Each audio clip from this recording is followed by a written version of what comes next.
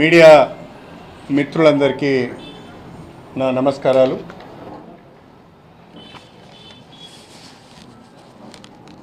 Congress party ఆహ్వానం మేరకు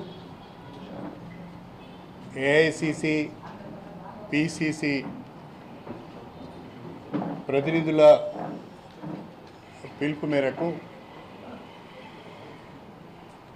నేను డాక్టర్ కడియం కావ్య గారు కాంగ్రెస్ పార్టీలో చేరడం జరిగింది.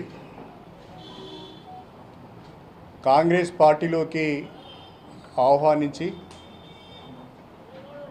పార్టీలో చేర్చుకొని వరంగల్ లోక్సభ స్థానం నుండి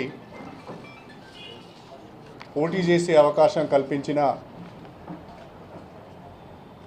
గౌరవనీయులు సోనియా గాంధీ గారికి, పెద్దలు మల్లికార్జున్ ఖర్గే గారికి,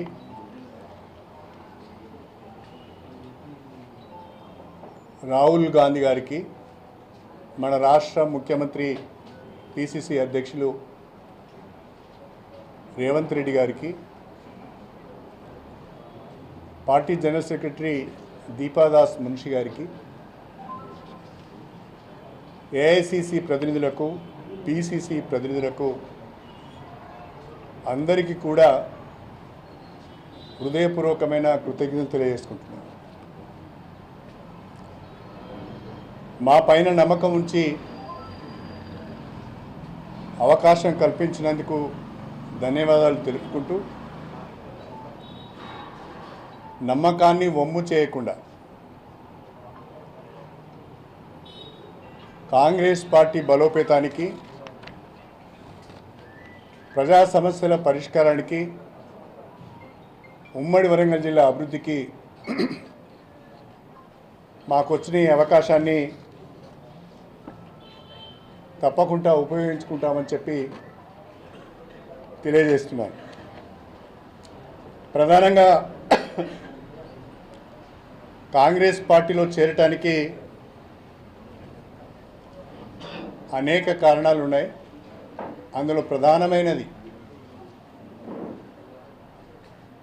గత 10 సంవత్సరాలుగా కేంద్రంలో నరేంద్ర మోడీ ప్రభుత్వం ప్రజాస్వామ్య వ్యవస్థలన్నింటినీ కూడా నాశనం చేస్తున్నది. రాజ్యాంగ వ్యవస్థలన్నింటినీ కూడా గుప్పిట్లో పెట్టుకొని ప్రజాస్వామ్యాన్ని అపసహ్యం చేసే విధంగా, అపహాస్యం చేసే విధంగా, దేశంలో ప్రతిపక్షాల నామరూపాలు లేకుండా చేసే విధంగా ప్రయత్నాలు చేస్తున్నది మనం గమనిస్తున్నాం. ప్రజాస్వామ్యబద్ధంగా ఎన్నికైన ప్రభుత్వాలను దొడ్డిదారిన కూలగొట్టి, బెదిరించి, లొంగ తీసుకొని సిబిఐ కేసులలో, ఈడీ కేసులలో ఇరికించి ప్రతిపక్ష పార్టీలను ఇబ్బంది పెడుతున్న పరిస్థితిని మనం గమనిస్తున్నాం. ప్రతిపక్షంలో ఉన్నప్పుడు ఒక నిందితుడుగా ఉన్న వ్యక్తి భారతీయ జనతా పార్టీలో చేరగానే పునీతుడు అయిపోతున్నాడు. అతని పైన ఏ రకమైన చర్యలు తీసుకోవడం లేదు. ఒకవేళ కేసులున్నా వాయిదా వేస్తున్నారు. అంతేకాకుండా భారతదేశంలో ఉన్న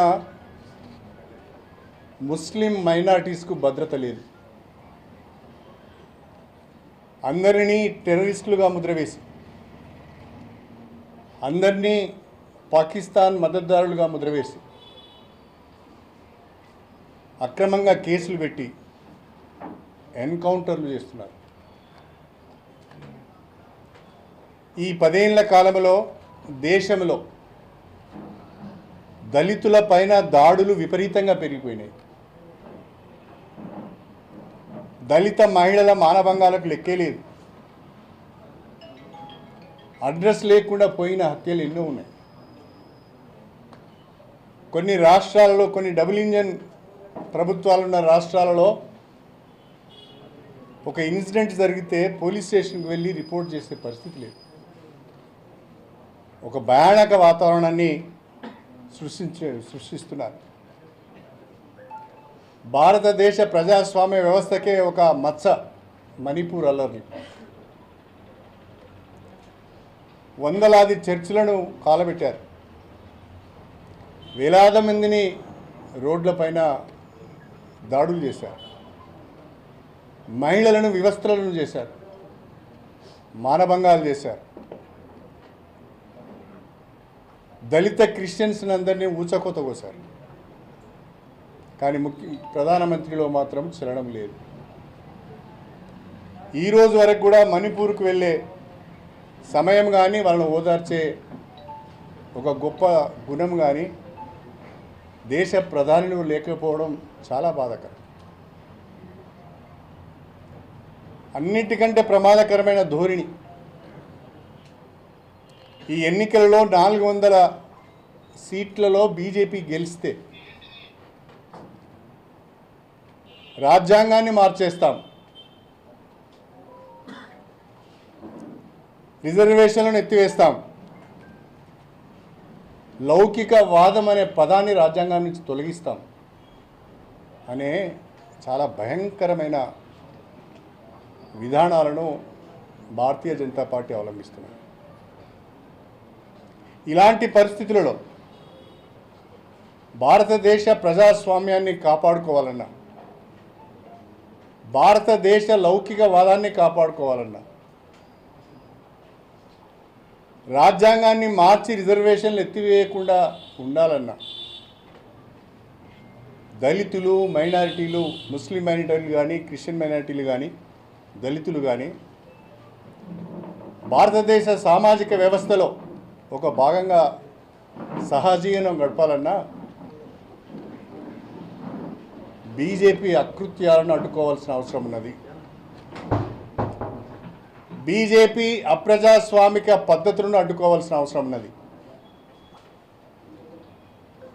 బీజేపీ యొక్క అప్రజాస్వామిక పద్ధతులను, అనైతిక కార్యక్రమాలను అడ్డుకునే శక్తి దేశవ్యాప్తంగా ఒక కాంగ్రెస్ పార్టీకే ఉంది. ప్రాంతీయ పార్టీల యొక్క శక్తి సరిపోదు.